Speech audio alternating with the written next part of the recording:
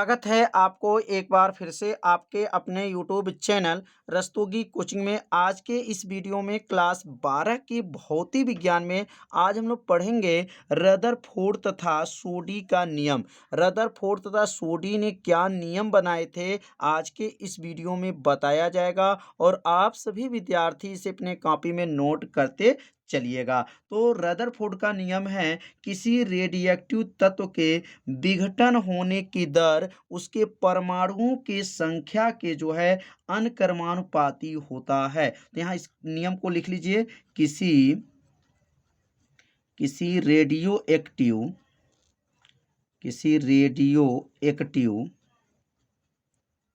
किसी रेडियोएक्टिव तत्व के रेडियोएक्टिव तत्व के विघटन होने का दर विघटन होने की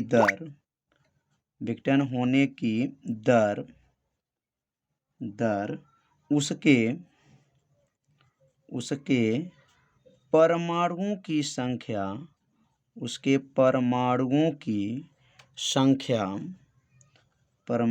की संख्या के अनकर्मानुपाती होता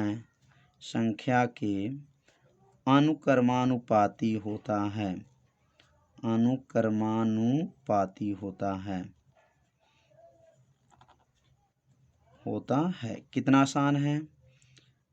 क्या लिखे हैं? किसी रेडियोएक्टिव तत्व के विघटन होने की जो दर है उसके परमाणुओं की संख्या के क्या होता है? अनकर्मानुपाती होता है। अब यहाँ लिखेंगे अर्थात, और अर्थात लिख करके यहाँ कामा दे देंगे और लिखेंगे यहाँ पर विघटन होने की दर, विघटन का दर अनकर्मानुपाती परमाणुओं की संख्या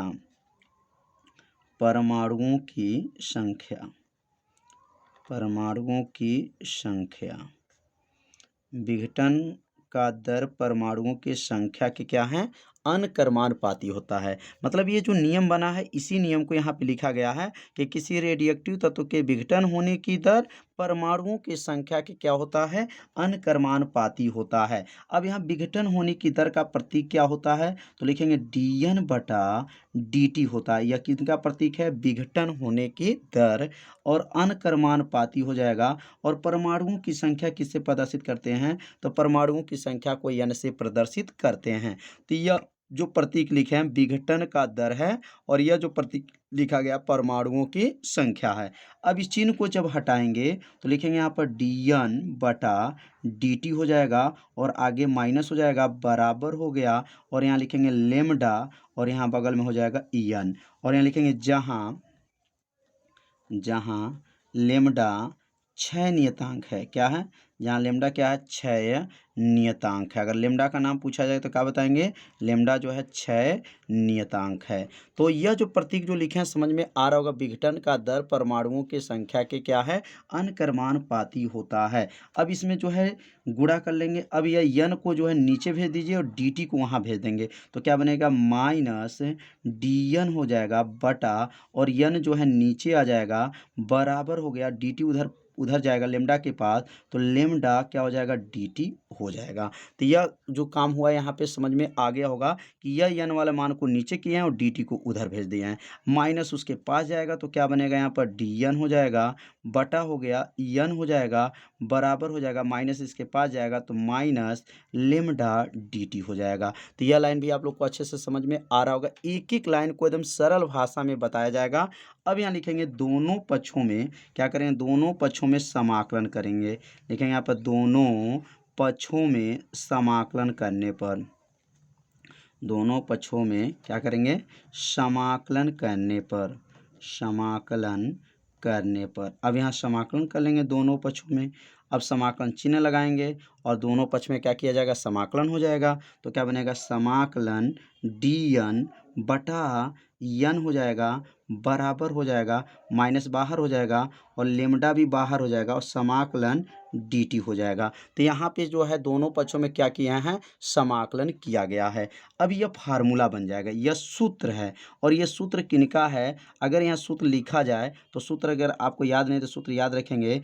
dx बटा अगर x है तो सूत्र होता है log x का। किसका सूत्र है? log बेस ई x का सूत्र होता है। तो dx बटा x अगर हम इसको समाकलन करेंगे तो क्या सूत्र बनता है? log बेस ई x हो जाता है। तो यह सूत्र जो है आप सभी विद्यार्थी इसके सामने जरूर लिखिएगा। और एक और सूत्र होता है, अगर यहाँ dx है तो dx का क्या होता है? ex होता है। dy है तो y होगा, dt है तो t होगा।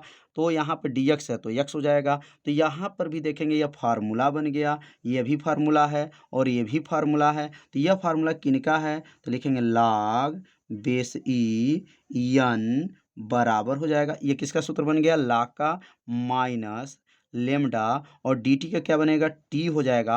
और जब समाकलन हटता है तो वहाँ पर समाकलन चिन्ह लगाते हैं। तो याद रखिए समाकलन चिन्ह क्या होता है? c होता है। जब ये समाकलन चिन्ह हटाते हैं तो क्या लिखते हैं? समाकलन या नियतांक कहा जाता है। तो यह किसका सूत्र आ गया? तो log का सूत्र बन गया और ये dt का क्या बनेगा? t बन गया। अब यहाँ पे लिखेंगे समीकरण नंबर, इसको क्या कहेंगे? 1 हो गया। तो समीकरण नंबर 1 जो है आप सभी विद्यार्थी अच्छे से समझ लिए होंगे। अब यहाँ लिखेंगे यदि प्रारंभिक समय की बात कहा जाए तो प्रारंभिक समय t बराबर क्या होता है? 0 होता है। और n बराबर क्या होता है? तो n 0 होता है। अब ये दो मान इसमें रख लेंगे, t के स्थान पे 0 और n के स्थान पर n 0 लिखेंगे तो क्या बनेगा? log हो जाएगा, बेस ई हो जाएगा और n के जगह पर n 0 हो जाएगा, बराबर हो जाएगा माइनस लेमडा गुणे 0 प्लस c हो जाएगा। तो यहाँ पर जो प्रारंभिक समय t मानेंगे और जो परमाणुओं की संख्या प्रारंभिक अवस्था में n के जगह पे n 0 रखेंगे तो अगला लाइन जो बनेगा log हो जाएगा, बेस ई n 0 हो जाएगा, बराबर हो गया, इसमें 0 का गुणा करेंगे तो 0 बन जाएगा, बराबर क्या हो गया? c हो गया।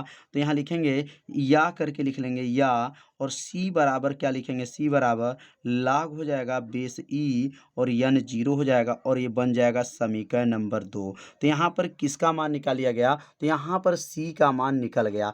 अब ये c का मान जो है इसके स्थान पे रख दिया जाएगा और जब c के स्थान पे रख दिया जाएगा समीकरण 1 में तो आगे क्या बनेगा? तो लिखेंगे यहाँ पर c का मान रखने पर, किसका मान? c का मान रखने पर। अब यहाँ c का मान जो है मान समीकरण लिख देंगे यहाँ पर, समीकरण 1 में रखने पर, समीकरण 1 में रखने पर किसका मान रखने जा रहे हैं? c का मान जो है समीकरण 1 में रख देंगे। तो c का जब समीकरण 1 में रख देंगे तो क्या बनेगा? तो अगला लाइन लिखेंगे। तो अब यहाँ समीकरण 1 जो लिख लेंगे, log था, बेस ई था और क्या था? n था, बराबर माइनस लेमडा t था प्लस c। ये समीकरण नंबर क्या है? 1 है। अगला लाइन जो बनेगा तो यहाँ लिखेंगे log हो जाएगा, log बेस ई n बराबर माइनस लेमडा टी और c का मान निकल चुका है। c का मान क्या निकला था? तो c का मान निकला था log बेस e और यहाँ का था n 0 है।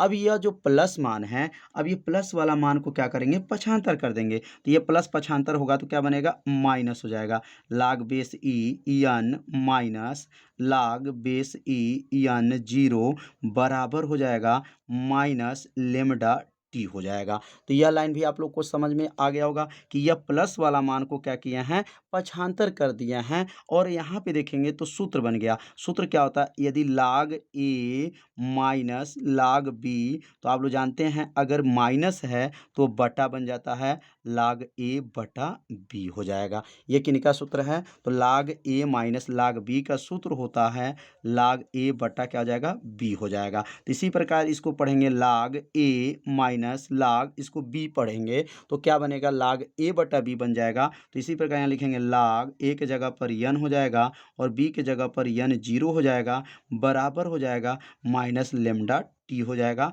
और यहाँ बेस ई हो जाएगा, क्योंकि यहाँ बेस ई है, बेस ई है। तो यह लाइन भी आप सभी विद्यार्थियों को समझ में आ गया होगा। तो अब लाग रूप से इसको घात रूप में बदलेंगे। किस रूप में? घात रूप में लिखेंगे। यहाँ पर घात रूप में लिखने पर, घात रूप में लिखने पर, तो घात रूप कैसे लिखा जाता है तो आप सभी विद्यार्थी पढ़े होंगे लाग से घात में कैसे बदला जाता है।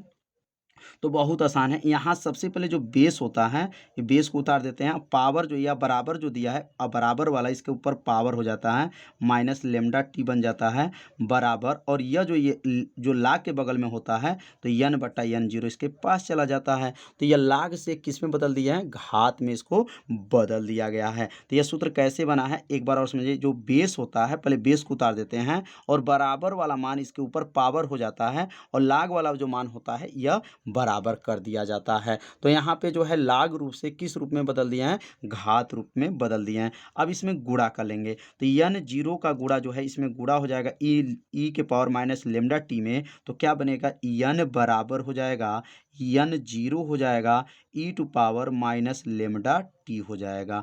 तो यह जो सूत्र बना, यही सूत्र जो है सोडी तथा रदरफोर्ड का सूत्र बन गया। तो यह सूत्र का निगमन जो है आपको एक एक लाइन जो है अच्छे से समझाया गया। तो आप सभी विद्यार्थी इसे अपने कॉपी में क्या कर लीजिए, नोट कर लीजिए, और नीचे यहाँ लिख लीजिए यही रदरफोर्ड तथा सोडी का नियम, रदरफोर्ड तथा सोडी का नियम है। तो रदरफोर्ड तथा सोडी का नियम जो है आप सभी विद्यार्थी समझ लिए होंगे, बहुत सरल भाषा में बताया गया है। तो आज के वीडियो कैसा लगा आप सभी विद्यार्थी जरूर कमेंट कीजिएगा, वीडियो को लाइक कर दीजिएगा, और चैनल पे यदि आप पहली बार आए होंगे तो चैनल को सब्सक्राइब जरूर कर लीजिएगा। मिलते हैं अब अगले भाग में, तब तक के लिए सभी विद्यार्थियों को नमस्कार।